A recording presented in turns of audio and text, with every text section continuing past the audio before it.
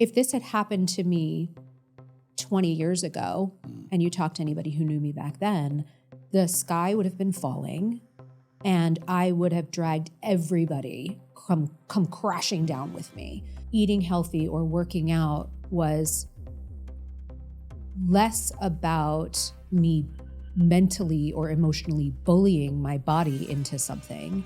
It was about really deeply listening to my body and letting its intelligence communicate to me what it really needed in any moment versus me, mentally putting it in a box. This is what you should be doing, body, right? I revere the body. I believe that it is the soul's counterpart. Yeah. You learn these things through trial and error. So, great to try on, I'm going to try this workout or I'm going to try this diet. But, it's only through self-advocacy and self-awareness that you go, this testing phase is giving me feedback and it's giving me information. And what am I doing with that information? Am I being congruent with what is true for me and what really works for me? Or am I trying to hijack and force myself into something that I think should work for me or I want to work for me, but in actuality, it doesn't. Everything in life is about values, if you really break it down. What drives me? Why am I here? What is my purpose? What is my mission? My path, my telos, whatever you want to call it, right? Hi, this is Alexis Artin. I am a licensed growth coach and master embodiment teacher, and I'm here on Ever Forward Radio.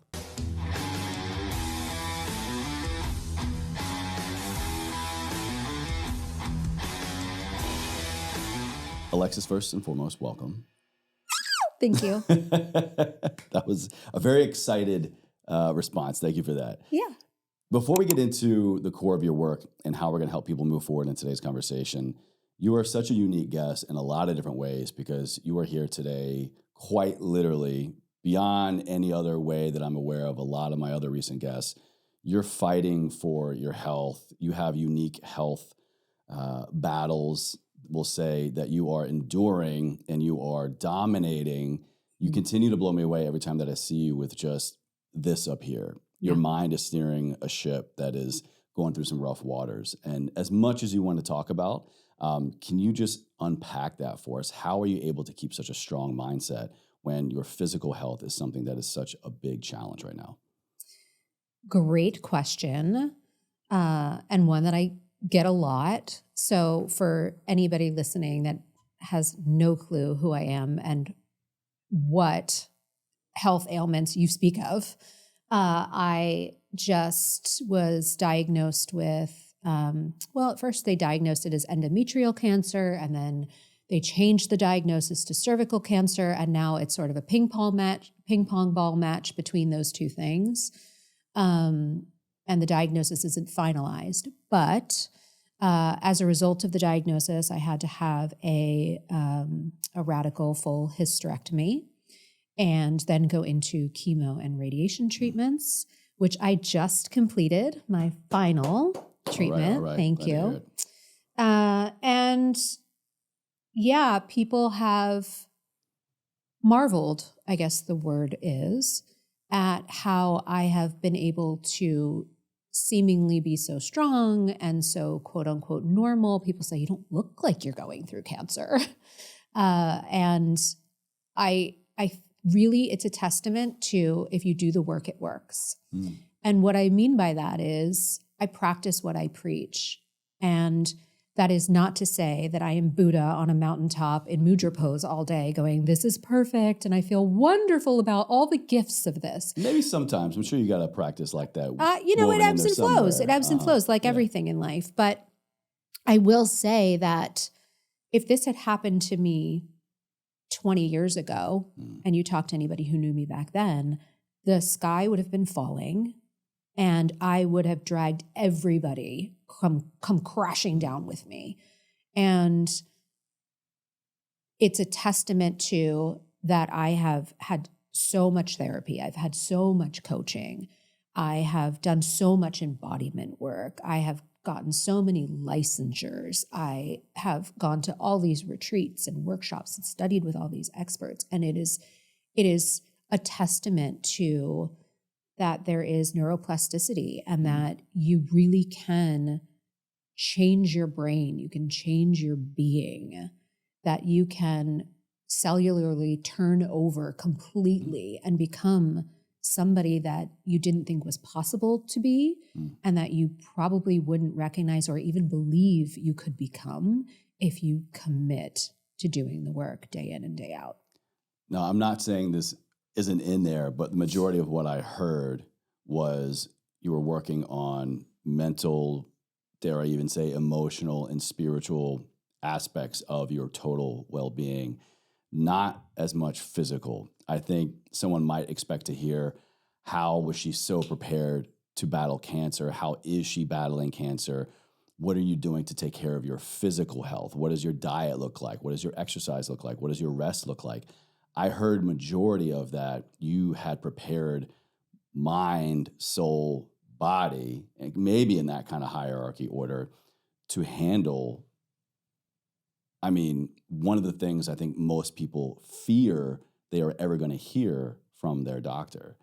Do you think being so prepared mentally, emotionally, spiritually makes us collectively more prepared for physical hardships? I think that there is a synchronicity, a synergy between all of it. I think that, first of all, if I wasn't so mentally strong, emotionally attuned, and intelligent, that my body would have been as communicative with me to tell me that there was a problem, and I wouldn't have responded as quickly and as lovingly as I did to the communication my body was giving me. Wow. I think they all go hand in hand. I don't think you can separate one from the other. My body had a very heavy lift in trying to not only alert me, but to help me heal. And so my mental, emotional, spiritual job was to support my body in that process, right? And so eating healthy or working out was less about me mentally or emotionally bullying my body into something. It was about really deeply listening to my body and letting its intelligence communicate to me what it really needed in any moment, versus me, mentally putting it in a box. This is what you should be doing, body. Yeah. Right? I revere the body. I believe that it is the soul's counterpart. Yeah. And that they really are designed like a yin and a yang, to work synergistically for me to have the most fulfilled existence in this body this time around. And I'm very excited to dive deeper into those modalities with you in your somatic work that you do. You kind of just sparked this idea in me of how many times when we're sick, let's say a poor health diagnosis or just under the weather, or we finally decide, you know what, damn it, I'm taking charge of my health. We force feed, maybe even quite literally, we force feed our bodies into an idea even of health that we think that it needs. Mm-hmm. We think that's what we want, therefore it's what our body needs, and we are just cramming all of the things. I'm going to work out my ass off every day. I'm going to go to the top of the mountaintop for all the spiritual retreats. I'm going to put myself into all of these buckets, into these frameworks of what I see other people doing. Not to knock any of that, but you know what? That's them. And that's what their journey holds for them. But there's no real question here, but it's just it makes me think about, even in my own wellness journey of how many times was I force feeding health to my physical self that maybe did some benefit in the beginning, but it wasn't for me. And also I was doing it because I was lassoing that ideal of somebody else's health standard to my body. Therefore, how long did that really last? Well, I call it hijacking, what you're talking about. Like, what are you force feeding your body? A diet of somebody else's beliefs. You can be cramming all the wheatgrass down the hatch you want, but if it's for and look, someone it's else's trial reason, and error. I mean, sure. We from the day that we get here, we're not downloaded with the all the details of what diet is best for our body, right? It's trial and error. You eat something and you go, oh, I'm having an allergic reaction to that. Or you eat something and you're like, wow, that naturally really energized me and I digested it really well and that was really satiating and fulfilling. Yeah, that's a yes for me moving forward. You learn these things through trial and error. So, great to try on, I'm going to try this workout or I'm going to try this diet. But, it's only through self-advocacy and self-awareness that you go, this testing phase is giving me feedback and it's giving me information. And what am I doing with that information? Am I being congruent with what is true for me and what really works for me? Or am I trying to hijack and force myself into something that I think should work for me or I want to work for me, but in actuality, it doesn't?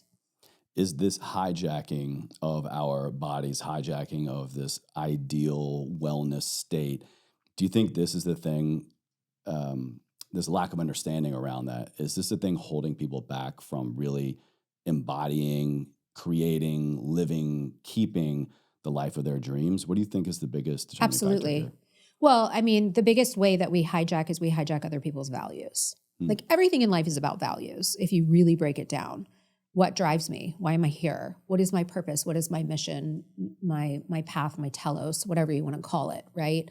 And I'm going to sort of like go on a little detour here, but it's like we're born and we are these really innocent, really vulnerable, really dependent, co-regulated little creatures that are defenseless and don't have the ability to self-care and self-nurture and make, the important decisions about what is going to help us survive, let alone thrive in our environment, right? So how do you know what your name is? It's what my household called me, what my family called me. Somebody told you who you were. You didn't make that decision for yourself. Going back again and revisiting this idea of, infancy and childhood, how do we know the sun is the sun? And how do I know that, that's coffee and not water? Somebody tells you. Told it to me, yeah. And you take it on and you internalize it and you go, okay, then that's from now on, that's my truth, right? And so often, there are like the really simple and really easily digestible truths of that is the sun or the earth is round, or I know there's flat earthers, but. What do you mean the earth is round? Since when? Things like that, or 1 + 1 = 2. But there are other truths that we squeeze ourselves into that are very uncomfortable and not our truth. But in order for us to not only survive, but thrive and be loved and celebrated by our family and our community and our religion and our God and whatever else we're told to believe, we lose our congruence and we lose our ability to self-advocate because we succumb to the hijacked beliefs that we've taken on. And you have a unique approach, and we kind of already hit on it a little bit earlier, of helping people understand what is truth, what am I feeling, what is the science of the world, and what is the feeling and emotional state of the world. You help others through what's called, quote, somatic science and trusted mind-body frameworks. What is this approach, and why is it so helpful? Well, I'm sure you've heard this phrase before, like, spiritual beings having a human experience, right? And we have to account for both equally. And so often we don't. First of all, we live in a really disembodied society or culture. What do you mean by that? I mean, so many of us live above the neck, right? It sort of goes back to that idea of like my mind bullying my body into something rather than partnering with my body. Right. So many of us are like, the head.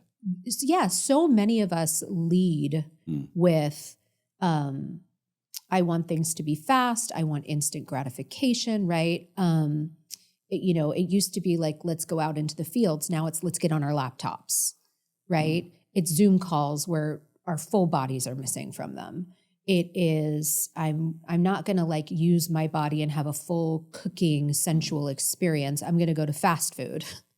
And I'm just going to shove it in while I'm watching Netflix.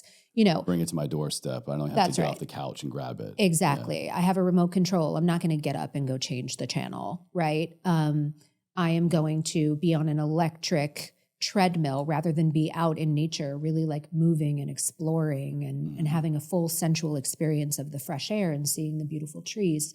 Instead I'm watching a screen and I'm on this electronic, hamster wheel.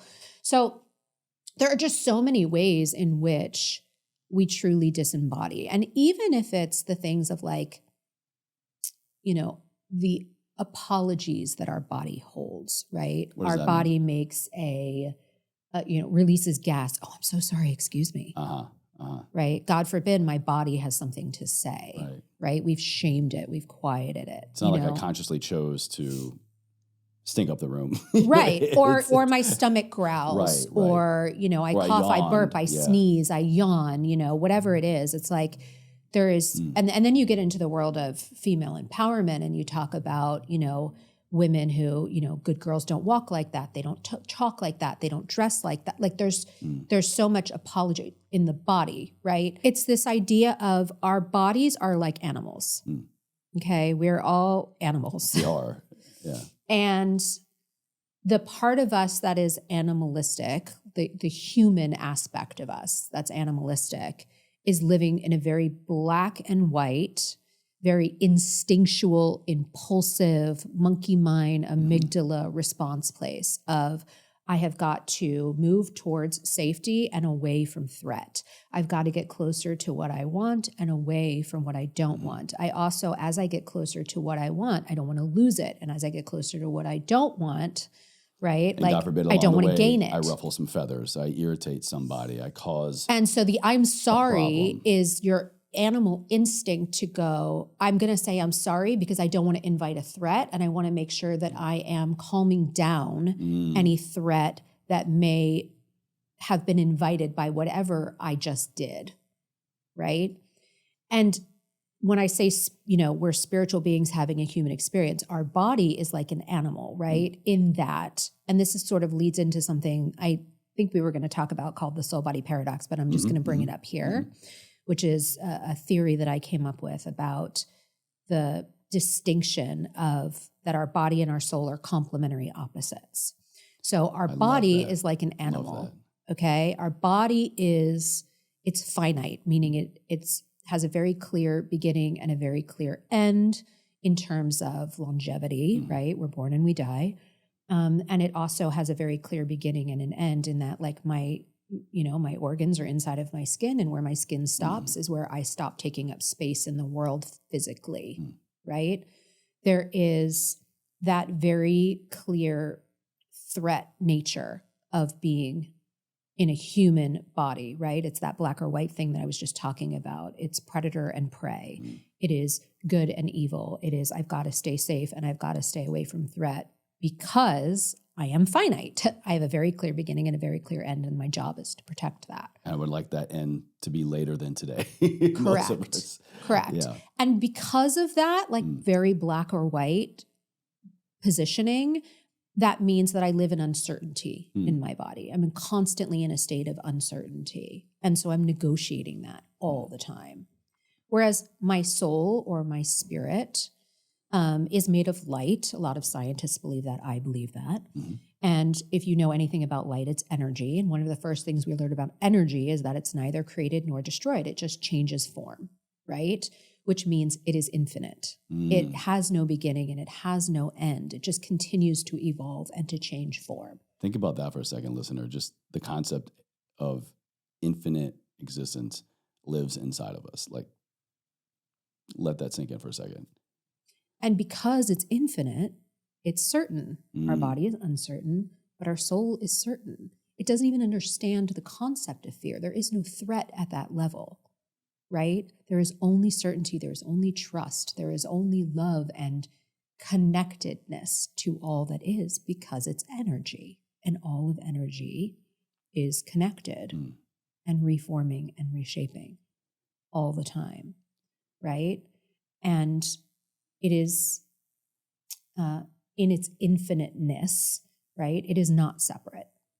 right? That's like the idea of the connectedness, is it's not confined. It's not limited the way we are in our physical bodies.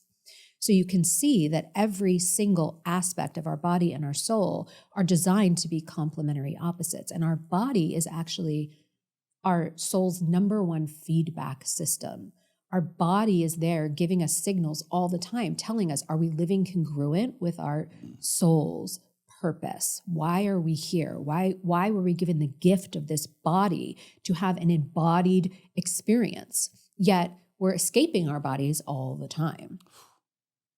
Yes. Like we were just talking about before. So you can see how this all sort of weaves together into this tapestry of, wow, there's so much imbalance that's happening. Like we're in our brains, we're not in our bodies, right? But our bodies are designed to be our soul's counterpart. But so often we're negotiating with our own fear, which like takes precedence over everything, that we're living in uncertainty all the time. And we're not tapping the certainty that's always available to us.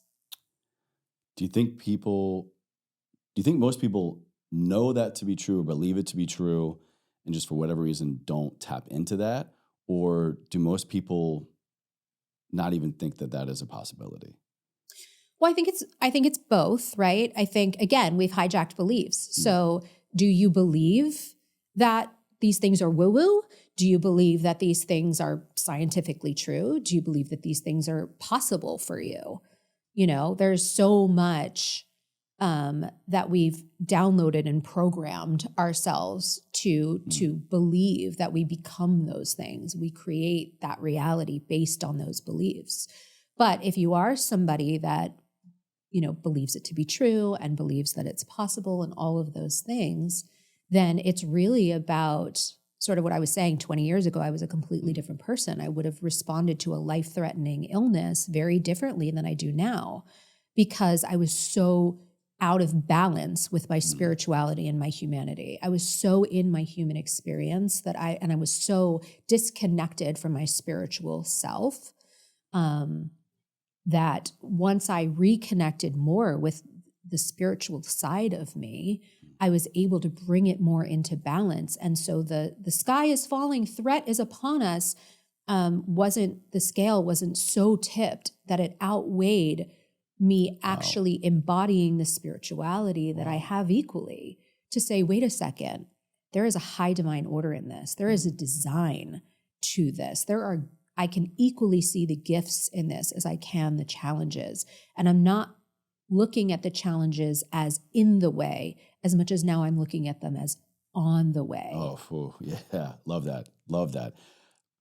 I want to unpack belief a little bit more with you. I forget where I heard it, but recently I think I was listening to an interview or something on social media, and this gentleman was describing why he tries to move more away from hope and into belief. What is the difference between hope and belief? Because I think a lot of us might be using those words interchangeably, or a lot of us are living in hope. I'm hopeful that my body will heal. I'm hopeful that I will have this amazing life. I'm hopeful this, hopeful that. But that won't get us to where we want. That won't help us move forward really until we get into belief. Would you agree? And what is the difference between hope and belief there? Well, belief is like a mechanism, right? I am committing myself to holding on to a truth or a filter or a reality that I am going to move through my life with, that I'm going to negotiate my life with step by step by step, right? I'm going to calibrate everything that I experience and all the actions that I take with, am I being congruent to that belief? And I'm going to see if that serves me, right? Whereas hope is, and I'm not poo-pooing hope. Hope is wonderful and beautiful. But hope is something that can kind of shit on your current reality, right? Because you're going, well, I hope something better is coming, which means that you're comparing a fantasy of a future to what you think isn't as great in the present. And who wants to keep living in comparison? That's just an endless cycle, right? It's got to be. Endless cycle, right? Rather than being 100% grateful for what is in this moment, equal light to shadow, because you're never going to have a one-sided existence or a one-sided experience. Everything has equal light to shadow. People want a one-sided world. They want, all the benefits without the drawbacks. You can't have a one-sided magnet. It doesn't exist, right? Like particle to antiparticle, we are everything in life, from like the smallest cell to the ebb and flow of a tsunami, is equally calibrated. Like literally what goes up must come down, equal distance. Everything in life is calibrated to a degree of equal measure, right? And so we all want this one-sided thing where it's like, it's all good and no bad. Right. Right? As if you could call anything good or bad versus what it just is. But when you realize and you really clearly see and identify there's this much light and there's this much shadow, and they completely equilibrate and they neutralize one another. There's no charge left as negative or positive charges. There is just neutrality. There is homeostasis. There's gratitude, and gratitude is love. Oof. It's just appreciating what is, not comparing it to a better or a worse past, present, or future. It's just what is, and being grateful because the present is a gift with its light and its shadow. How many of us needed to hear that? Becoming more present kind of sounds a little counterintuitive to the whole theme of the show and how I live my life of moving ever forward. But the last few years, becoming more present, more still, or even tapping into a higher level of presence while my life is progressing, while I'm in pursuit of my goals and aspirations, or life is just kind of, pulling me along for the ride. The more I am present throughout all of that, I have learned how to next best move forward. And I really feel like I take the power back in my life. Well, what's so great about what you're saying and about the idea of ever forward is ever forward becomes more fulfilling the more present you are. You just said it way better. That's exactly what I was going for. It's like my coach, I have so many coaches, but my coach, Barb Wade, shout out, she has this idea of 3-foot tosses, right? And a 3-foot toss is she would do this event on stages. She would do this on stages at her events is what I meant to say. I'm ever forward in my brain right now. Come back here. Right. Here, yeah. Where she would put up like those, like you're going to do a ring toss game, right? And she would put one at like a foot. She would put another one at like 5 feet, another one at 10 feet, another one at 15, 20 feet. She would have people come up and she would give them a certain equal amount of rings. You get 3, you get 3, you get 3, whatever. And she'd say, okay, everybody toss, rack up as many points as you can. Whoever gets the most points is the winner. Right. And so everybody would get up there and they'd go for the 20 or they'd go for the 5 or they'd, like do whatever they can to negotiate for themselves. How am I going to achieve the most points? Right. How am I going to beat everybody and get the big prize? Right. And after everybody was done, she would go up and she would grab the rings and she would just lean over and go like 3 feet, 3 feet, 3 feet. And she won every time. Wow. She's like, so people were just missing what was in front of them the whole time. Exactly.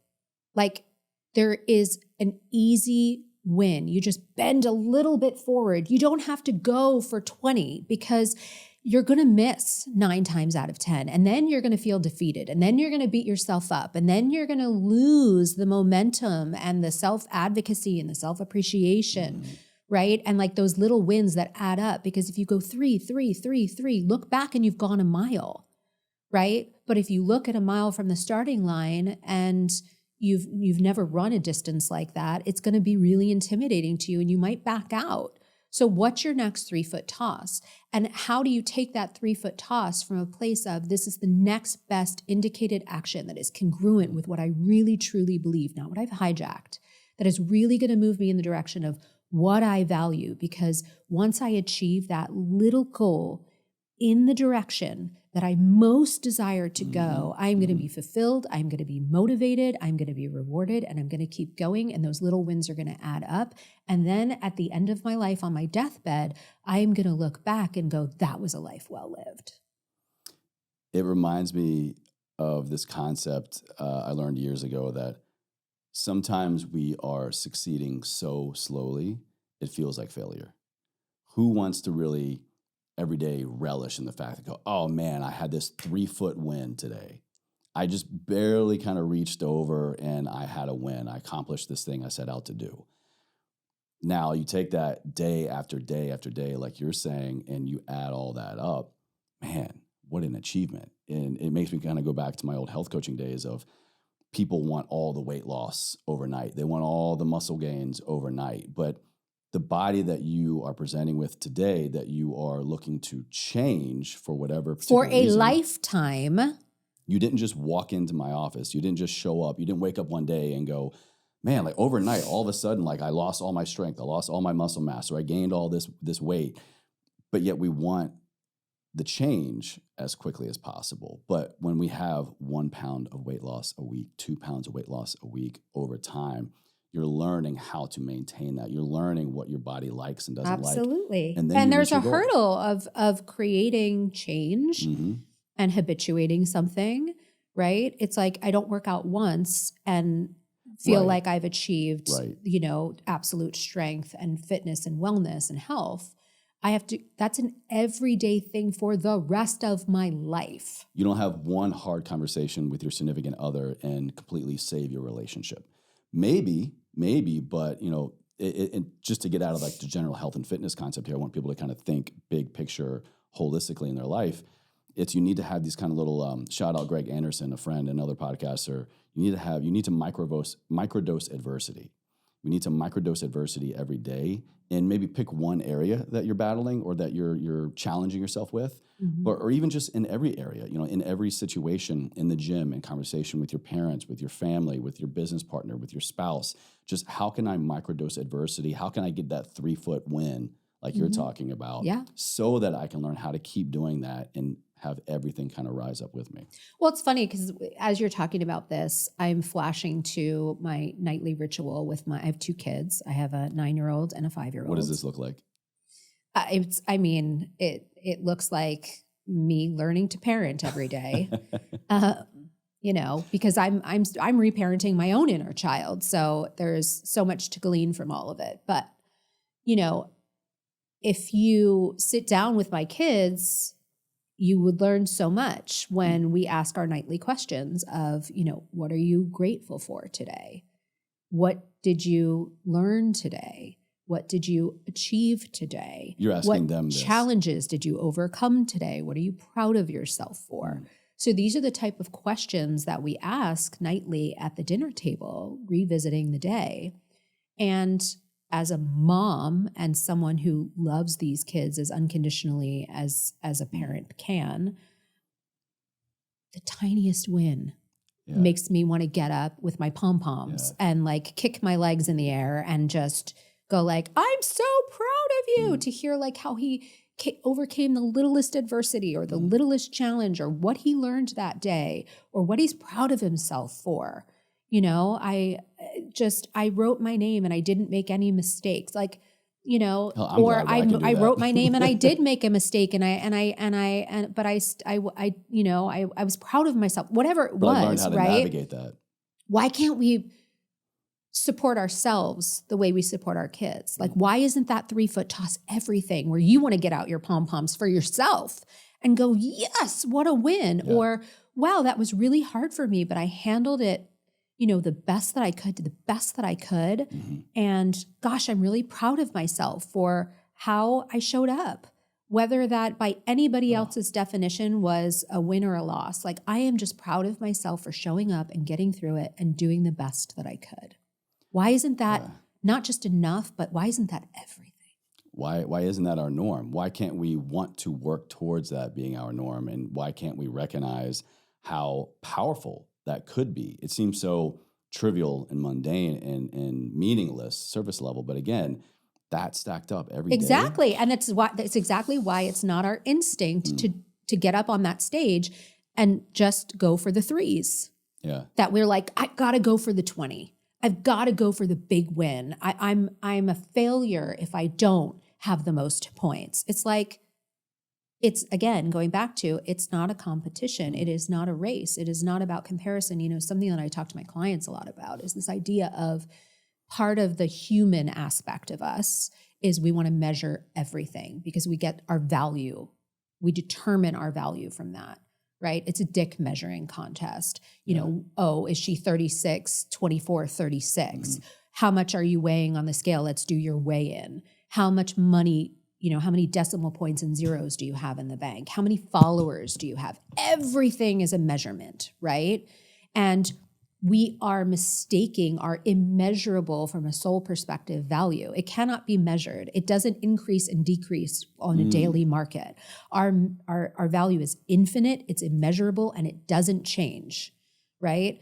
But we get so into the human aspect of measuring that we lose, and we get so out of balance and so incongruent with how valuable we are that we bully ourselves, we allow other people to bully us, we start hijacking what our value is from other people or what we need to do to be valued.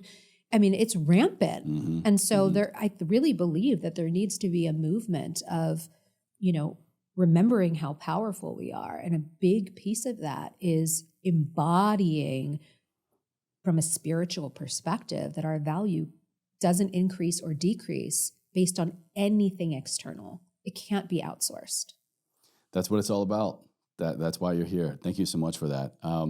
There's a unique aspect you talk about in the somatic science and your mind-body framework as well that really caught my attention, because I think right now many of us are losing it.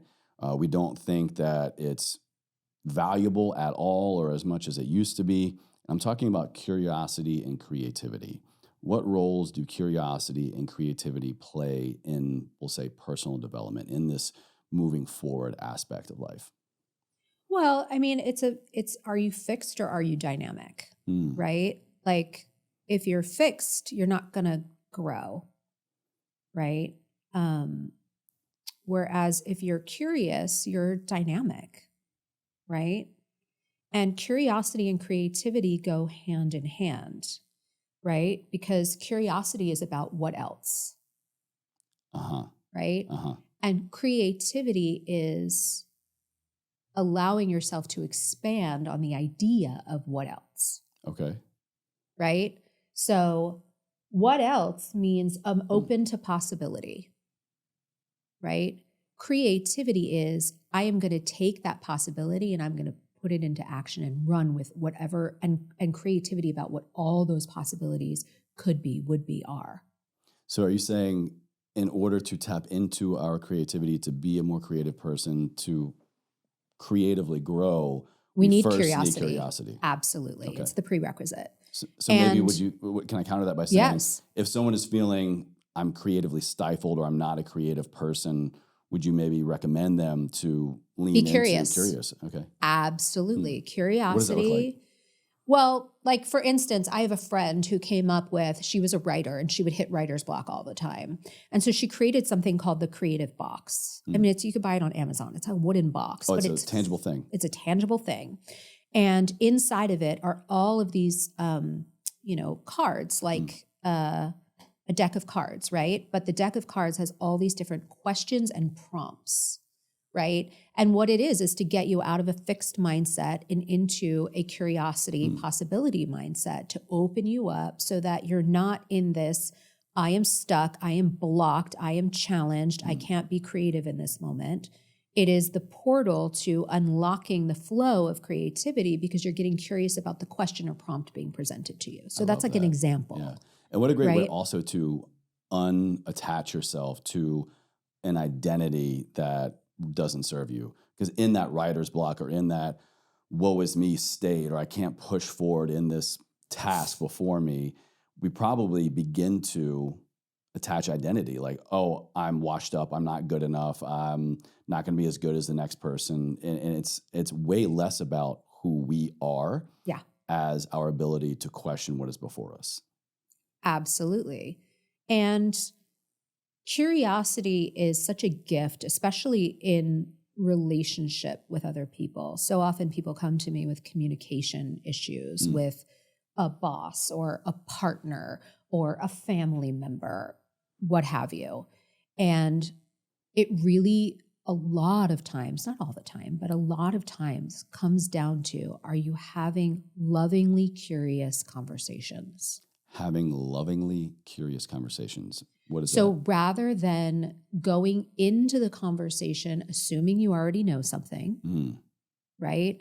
Creating a story or filling in a narrative that is yours and not the other person's, right? Because you never really know what somebody else is thinking or feeling. You can have a sense of what that is. Right. You can be maybe collecting bits and pieces of actions they've taken or statements they've made or energy they're giving out. Based on our relationship coming up to that point. Absolutely, right? So we have our own filters, right?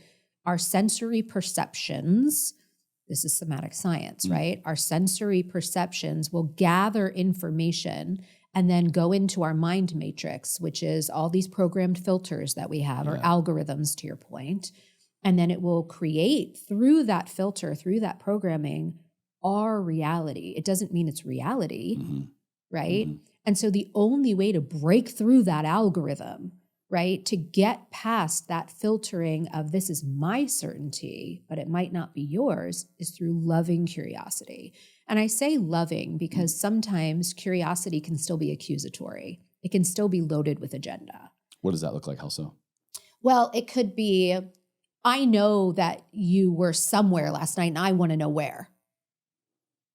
Right? There's a little bit of curiosity in there somewhere. I want to know where. Tell me where, right? I'm curious. I want to know where you were. But a lot of assumption, a lot of hostility. A lot of assumption, a lot of hostility loaded with agenda on my part, right? Versus, hey, I missed you last night. I was having a little bit of anxiety. I didn't know where you were. Just like from a place of totally loving curiosity, would you be willing or wanting to tell me what you were up to? Also, I want to highlight what you just, several things you did there.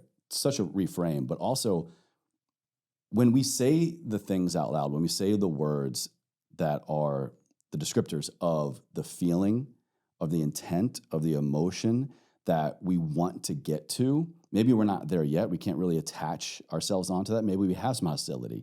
Maybe we have some preconceived notions. How much more powerful, how much more is our demeanor going to change into a more loving state, to be less threatening by just saying the words? Saying it automatically kind of puts us into that state of being, right? Or at least puts us on the start. Well, it's also about ownership, right? And it's about authenticity. So the truth is, the reason you're angry is because you feel threatened, is because you feel hurt, is because you feel worried, is because, right? To each person and in each scenario, it'll be different. But it's really coming from a much more tender place because, again, we're co-regulated species. All we want is to feel safe, to feel loved, to feel seen, to feel valued by the person that we're invested in, right? So that anger is actually coming from some place much more tender, if you will, even if it's fear, even if it's, sadness, even if it's, whatever it may be, right? It's coming from this place of, am I safe? Do you love me? Bottom line. Do you see me? Right? Do you care about what I value? That's where it's really coming from. And if you're honest with yourself, you can move past the anger into the deeper ask. And that's where the loving curiosity can come from. So what happens when, let's say we do that, and we come from that place of loving curiosity and we realize that this person is not there with us? How do we go from finding truth through a lovingly curious lens to, what's the best way to say this, to really accepting for what is or is not there?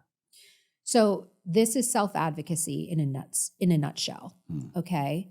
It is knowing that all we can manage, all we can be certain of and assured of is our own thoughts, decisions, and actions.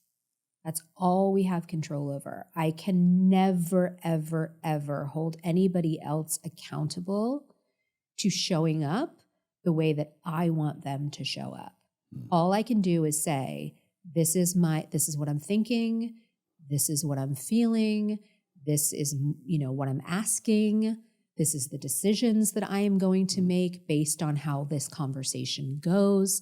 And whatever happens as a result of that, I am going to take care of myself in whatever way feels the most self-loving, the most self-advocating, and has the healthiest boundaries in place. And then whatever happens, I am not going to beat myself up because I did what I needed to do on my side of the street to take care of myself.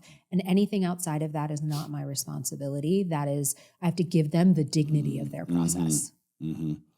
How many of us have been in those conversations?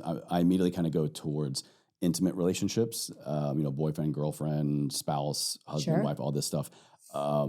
We think, maybe I'm just speaking personally, that when we get better at communicating this stuff, when we get better at coming from a place of love and genuine loving curiosity, that is going to solve the problem in the relationship. That, if I just diminish any ounce of hostility or preconceived notion, that we're going to be able to work this out and we're going to have the best relationship, we can navigate conflict.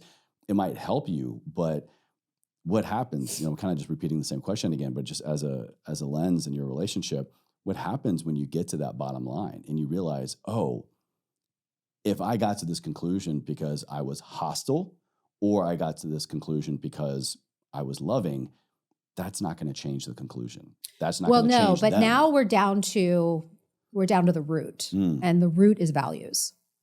So all anybody wants in a relationship is you have a set of core values and I have a set of core values, right? And all I want to know is that you are helping me achieve my core values and I am helping you achieve yours. That's agree. It. Yeah. That's all that actually matters. And it's about drilling down to you and I in our relationship being on the same page about what are your values and how am I helping you meet them, and what are mine and how are you helping me meet them. And if you're not, where are we willing to delegate those things?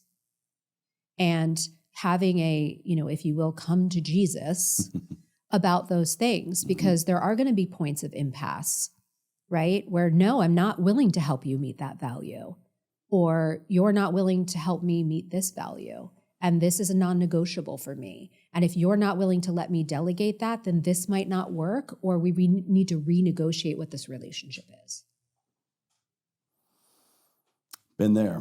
Yeah, who hasn't? Been there. Who hasn't? Been there. Who hasn't, my love? So we kind of already talked about the soul-body paradox, but I do want to highlight one other area of this work that I really love, and the more that I have navigated this territory, the more free I have become from attaching and keeping myself attached to old identities, old belief systems, and living daily, speaking of values, living daily in integrity for me, not anybody else. Yes. Why do you think the connection between our mind and our heart becomes so disconnected?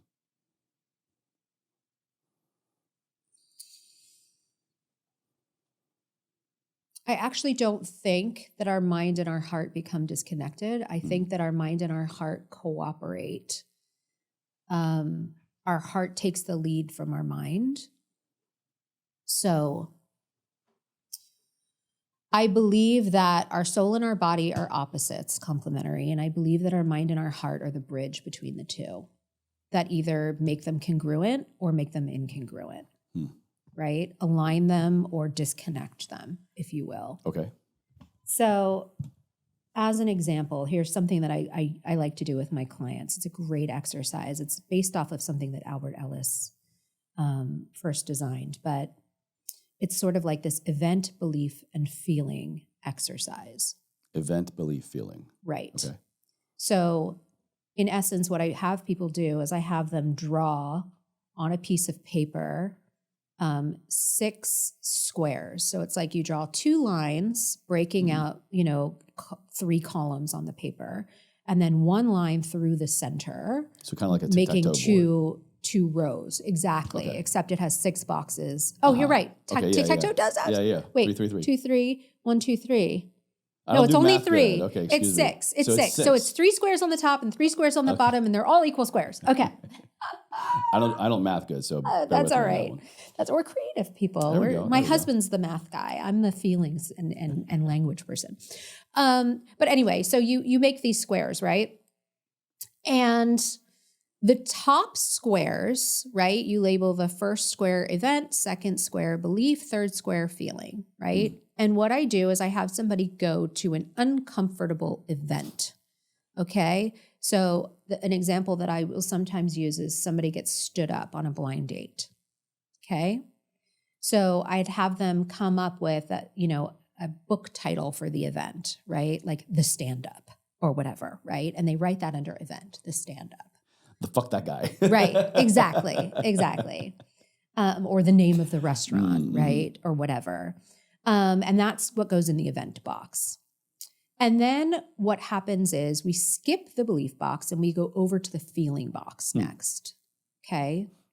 And what is she feeling as this is happening, right? Well, there's probably a progression of feelings, right? When she first gets there and he's not there, she's nervous, but she's kind of like nearsighted. Like she's excited, but she's nervous, right? And then a little bit of time goes by and now she's feeling a little bit more on the anxious side. A little bit more time goes by and now she's starting to feel embarrassed. She's starting to maybe like rev up into a little bit of panic. Then, more time goes by and now she's like going into full-on depression, right? Like toxic embarrassment, all of these things. A lot of shame is coming up, right? A lot of like regret, things like that, right? So then what I have them do is like back up, right? Like, let's watch tape here, right? So Great. When you go into the belief column in the middle, right? You go, okay, well, when we rewind that tape and we go to the beginning, when she was like nearsighted, what was the belief that your mind catapulted you into that feeling with? Was it, I'm excited to meet him? What if I like him? What if I don't like him? What if he likes me? What if I don't? What if he's cute? What if he's not cute? Totally what if I'm human. We all go attracted? down the rabbit hole of Right? So what these could are be. these are the beliefs. These are the thoughts that are perpetuating those initial feelings. Okay. Then he's not showing up and now you're starting to get worried. I wonder if he saw my photo online ahead of time and maybe he thought I wasn't cute. I wonder if he's stuck in traffic. I wonder if he looked at me through the window and he's second guessing it, whatever.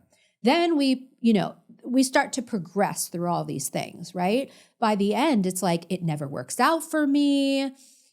You can't trust men. I'm never going to do this again. I'm never going to open myself up like this again. I always get hurt. This is so embarrassing. Everybody in here is looking at me. The waiter probably thinks this and that, right? Like I'm going to go home with my tail between my legs and eat a bucket of ice cream and cry myself to sleep, right? Now, go down to the next 3 boxes, okay? Event is the same. Okay? But the next 3 boxes are BFF, right? So now we're going into belief is the first box because the event is the same. And we're going into, let's stay there. We're going into the belief, right? Which is the first box on the bottom column. Now, what I want you to imagine is a couple things. First is she gets a phone call. She's about to leave the restaurant. She's completely distraught. She gets a phone call from her friend who was the one setting her up on the date and says, oh my God, this guy was so excited to meet you that he was rushing there to like get there ahead of time and get you flowers and do all the things. He had seen your picture. He thinks you're amazing.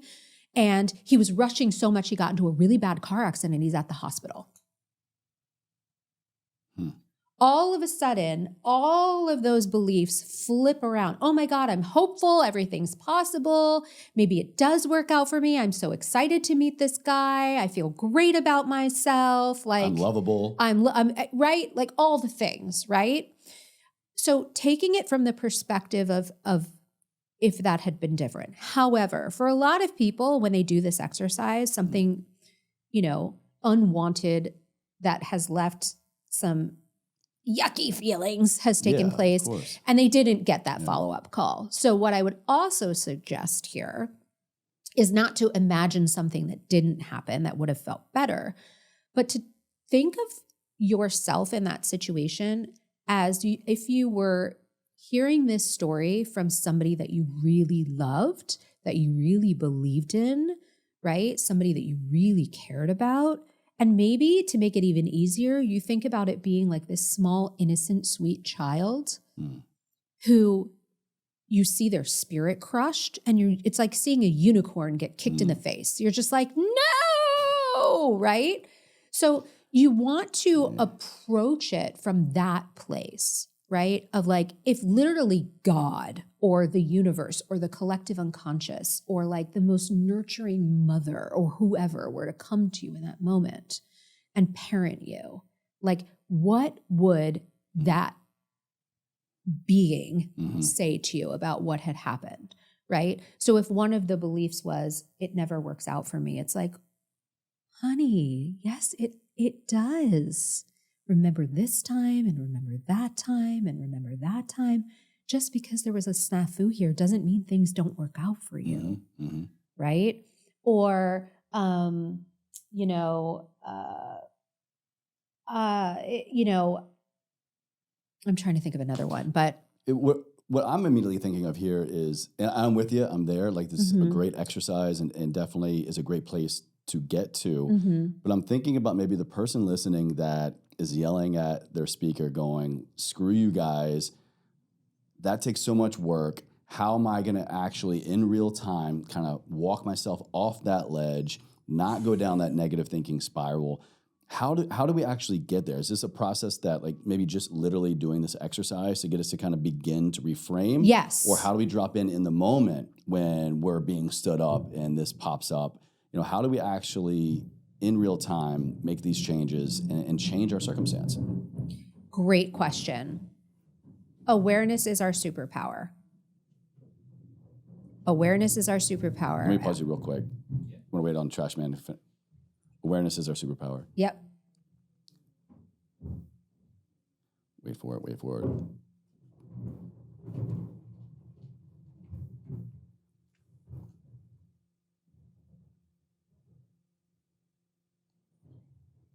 Coffee break. I'll be honest, really, these mics are great. They hardly pick up a lot of extra noise, but something like that is a little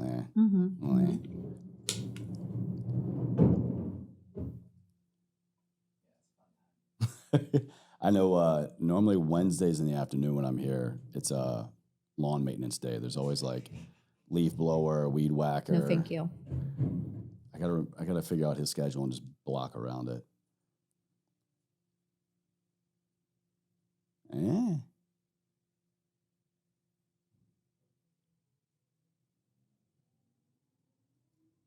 Okay, we're moving on. All right. Okay. Isaac, this is Chase from the past speaking to you in the future. We're picking back up here. Thank you so much.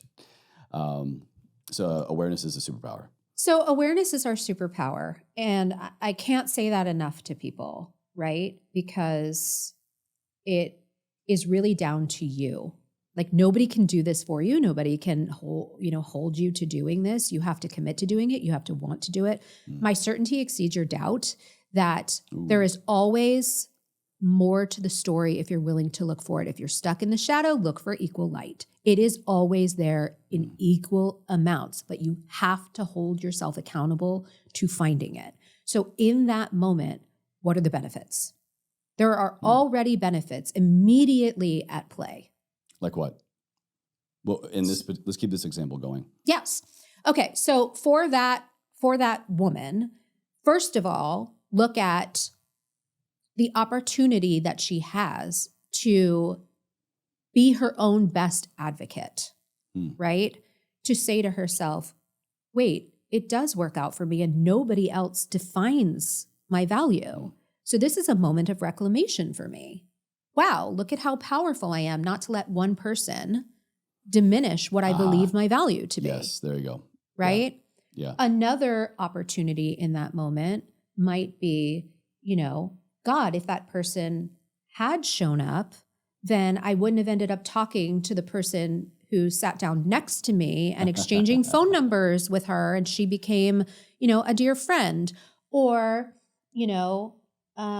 any number of things that could parlay in that moment. I mean, it's hard to know without like a specific person to like peel information out of, but there are so many things, right, in any given moment that have an infinite and equal number of benefits to drawbacks. In fact, you could go so far into the benefits that you actually start to put the event or the experience up on a pedestal when originally you had it down in a pit of despair. Yeah. Right? And all of this, by the way, just because I have to credit it, comes from the DeMartini method. What's that? Which it's Dr. John DeMartini. He developed this method. It will win a Nobel Prize, I guarantee you. He's been doing it for like 40 or 50 years. And it is a method that will eliminate any emotional charge when you see something as one-sided. And it can be, please go look it up. But I mean, it addresses anything from, grief and trauma to the X extremes, all the way to, there's a trait about somebody that bothers me and I need to address it. Surface level kind of reminds me a little bit of Stoicism, kind of looking as much as possible at the events of life as neutrally as possible. There is no good, there is no bad, everything just is. And then it's up to our reaction or response to attach meaning and value to it. Absolutely. But it's also about seeing the higher design that, as much as there may be good, there is also equally bad. And when you're able to identify and balance the scales of that, you experience an embodied and enlightened state of gratitude and unconditional love.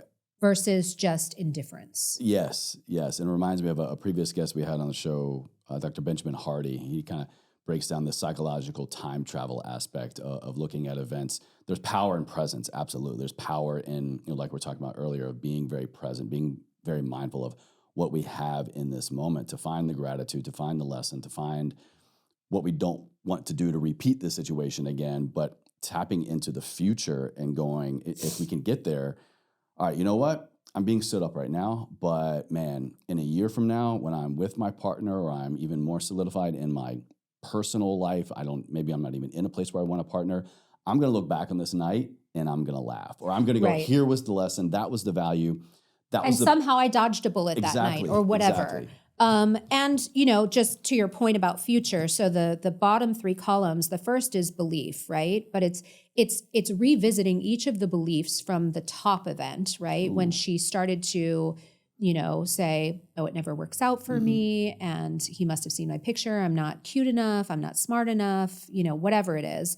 Going back to each of those things, and from, again, as if it were me, and this happened to me, right?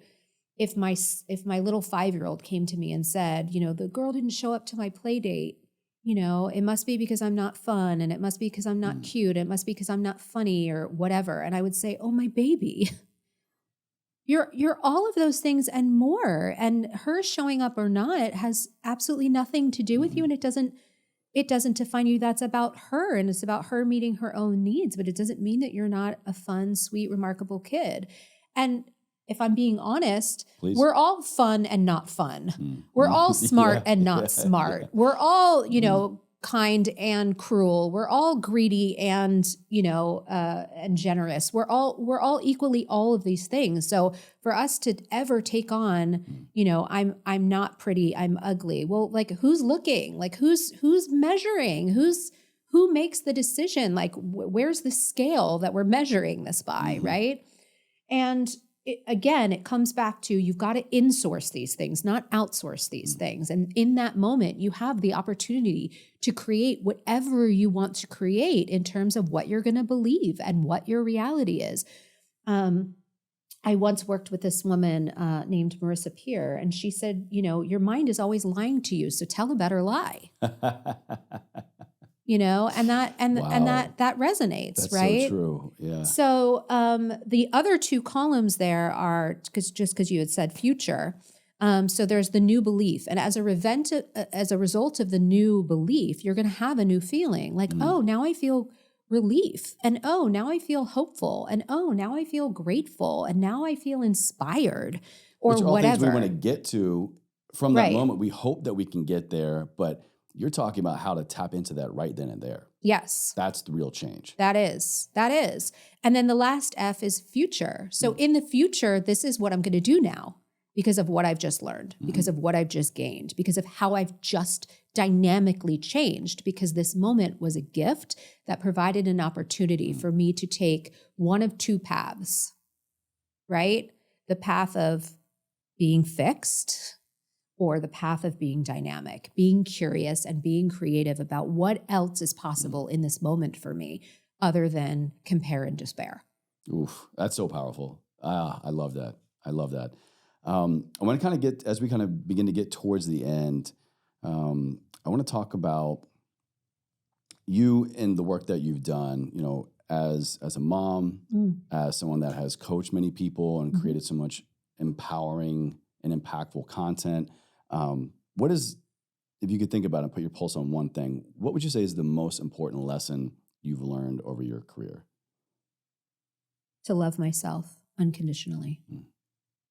Because, like I said, challenges are always going to be on the way, but it's not seeing them as in the way.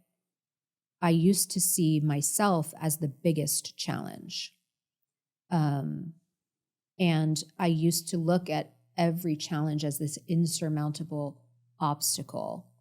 And at the end of every day, I would always look in the mirror and hold myself responsible in a really punitive way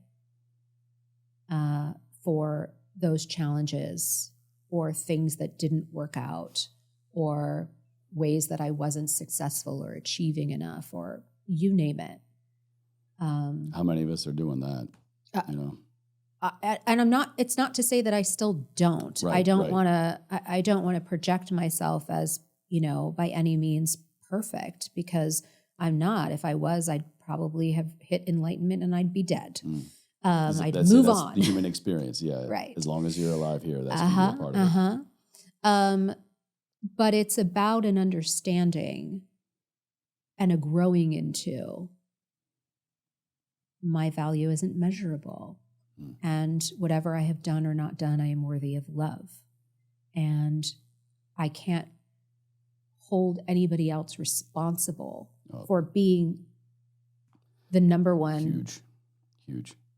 Provider of that love. Again, the only person who is going to be with me from the moment I was born until the day that I die, you know, 365 days a year, 24/7, all of those things. Like, there is one person that I will always and only be able to turn to, and that is myself. You know, I say to clients all the time, I love my husband. I've been married to my husband for 10 years. I've been with him for, 15 years, 16 years. And I believe he's my soulmate, as much as, any person can be someone's soulmate. And I believe that I will love him and he will love me until one of us is no longer here, hopefully for the, rest of our lives. But I can't guarantee it.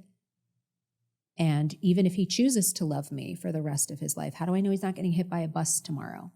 I can't count on his love for the rest of my life to be the place where I get my validation, to be the place where I get my support, to be the right? And there's going to be times when I don't make a decision that he's in full support of or advocacy of. I can't always turn to him. Sometimes I can't get him on the phone. He's in a meeting, right? And what if I need love in that moment? Like, it really is. It is something that it is such a little thing, and it's the biggest thing in the world. You have to know that the person looking at you in the mirror is your biggest fan. You just have to. And you have to be loving and self-advocating and forgiving. Not forgiving, because that holds judgment in it, but you have to be loving and you have to be self-advocating for everything you do and everything you don't do. Because if you don't do it, you can't have an expectation of anybody else to do it.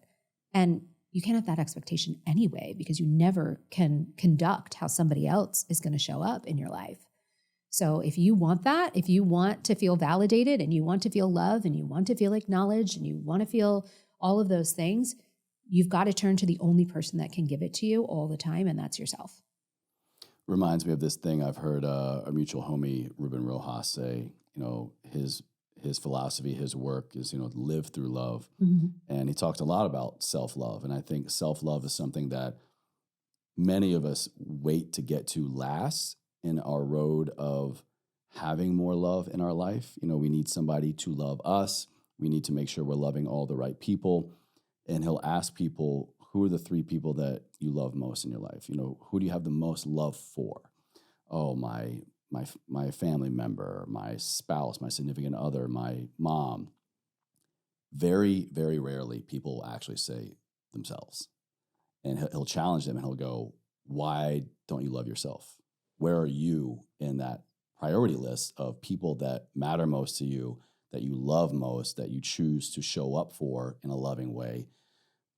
If we could get there, I think... Well, go back to the hijacking idea. We've hijacked that we're not that lovable. Mm-hmm.